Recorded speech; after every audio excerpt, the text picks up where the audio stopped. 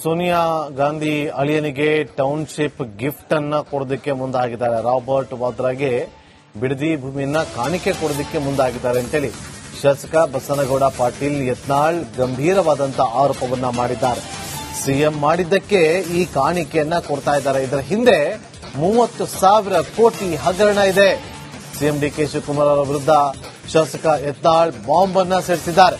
CM ಕೊಟ್ಟಿದ್ದಕ್ಕೆ ಅದಕ್ಕೆ gift ಆಗಿ ಬಿಡದಿ ಟೌನ್ಶಿಪ್ ಯೋಜನೆಯನ್ನ ಕೊಡೋದಕ್ಕೆ ಮುಂದಾಗಿದ್ದಾರೆ. ಯಾರಿಗೆ? ರಾಬರ್ಟ್ ವಾದ್ರಾಗೆ. ರಾಬರ್ಟ್ ವಾದ್ರಾ ಯಾರು? ಸೋನಿಯಾ ಗಾಂಧಿ ಅವರ ಅಳಿಯ. ಪ್ರಿಯಾಂಕಾ ಗಾಂಧಿ ವಾದ್ರಾ ಅವರ ಪತಿ ರಾಬರ್ಟ್ ವಾದ್ರಾ ಅವರಿಗೆ ಬಿಡದಿ ಟೌನ್ಶಿಪ್ ಯೋಜನೆಯನ್ನ ಗಿಫ್ಟ್ ಆಗಿ ಕೊಡೋದಕ್ಕೆ ಮುಂದಾಗಿದ್ದಾರೆ ಅಂತೇಳಿ ಬಿಗ್ ಬಾಂಬ್ ಅನ್ನ ಸಿಡಿಸಿದ್ದಾರೆ ಬಸನಗೌಡ ಪಾಟೀಲ್ ಯತ್ನಾಳ್ ಅವರು. ಏನಪ್ಪಾ ಅಂದ್ರೆ ಇದು ಸೋನಿಯಾ ಗಾಂಧಿ ಹಳೆಯ ರಾಬರ್ಟ್ ವಾದ್ರಾಗೆ ಒಂದು ದೊಡ್ಡ ಮೊತ್ತದ ಕಾಣಿಕೆಯಾಗಿ ಬಿಡದಿ ಜಮೀನು ಕೊಡೋರದ ಮುಖ್ಯಮಂತ್ರಿ ಮಾಡಿದ್ದಕ್ಕೆ. ಇದು ಬಹಳ ರೈತರು ಹೇಳ್ಯಾರ. ನಾನು ಆ ಬಿಡದಿಗೆ ಹೋದಂಗ ಇವತ್ತು ಮುಂಜಾನೇನು ಅಲ್ಲಿ ಒಬ್ಬ ಚೇತನ್ ಶಿವರಾಮೇಗೌಡ ಅಂತ ಒಬ್ಬ ರೈತ ನಾನು ಫೋನ್ ಮಾಡಿದ್ದೆ ಬೆಳಿಗ್ಗೆ. ಅಲ್ಲಿ ಧರಣಿ ಕೂತಿದ್ರು. ಅವ್ರು ಅದೇ ಹೇಳ್ತಾರೆ, ಇದರಿಂದ 30,000 ಕೋಟಿ ರೂಪಾಯಿ ದೊಡ್ಡ ಒಂದು ಹಗರಣ ಇದೆ. ಅದನ್ನ ಏನಾರ ಮಾಡಿ ಅದು ಲ್ಯಾಂಡ್ ಎಕ್ವಿಸಿಷನ್ ಮಾಡ್ಬೇಕು, ಅದನ್ನ ರೈತನ ಒಕ್ಕಲೆಬ್ಬಿಸಬೇಕು.